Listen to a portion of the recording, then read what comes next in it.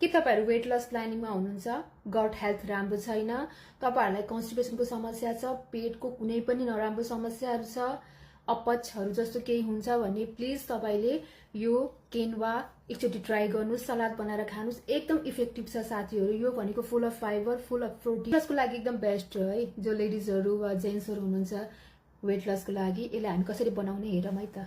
यसलाई मैले 2-3 चोटी 4-5 चोटी यति मजाले पखाल्नु पर्छ, किनकि यो बिटर अलिकति बिटर हुन्छ, त्यही भएर यसको बिटरनेस जाओस् भनेर पखाल्ने। र एक कप छ भने 2 कप पानी राख्ने र मजाले उमाल्ने, थोरै नुन हालेर।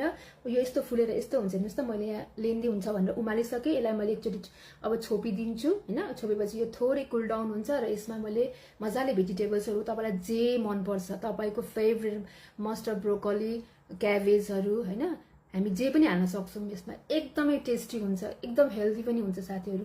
ट्राई गर्नुस्, खानुस् है त।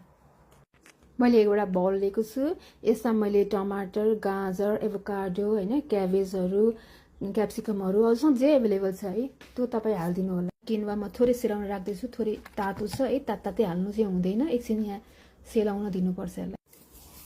थोरै बिरेनु, यो मैले आलसहरुको भटमासहरुको धुलो राखेको थियो साथीहरु। यो चाहिँ हामीले एकदम हेल्दी हो है, आलस पनि ओमेगा 3 फ्याटी एसिड हुन्छ। यो त झन् हेल्थको लागि एकदम गुड।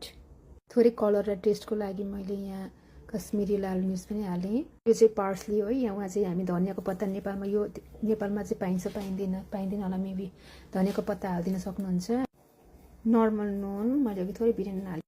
ओलिभ ओइल, कागती, यो मकै मसँग चाहिँ फ्रोजन थियो, त्यही भएर उमालेर हाले साथीहरु। हजुरसँग फ्रेश छ भने फ्रेश नै हालेको राम्रो। यो चाहिँ चीज हालेको, यो चाहिँ अप्सनल छ है। लास्टमा किनवा हालेर मिक्स गरे, लाएर माथि हेर्नुस् त वालनट हालेर मैले डेकोरेट गरेको छु। अहिले चाहिँ अब स्टार्ट गरेको छु, हजुरहरु पनि सुरु गर्नु होला।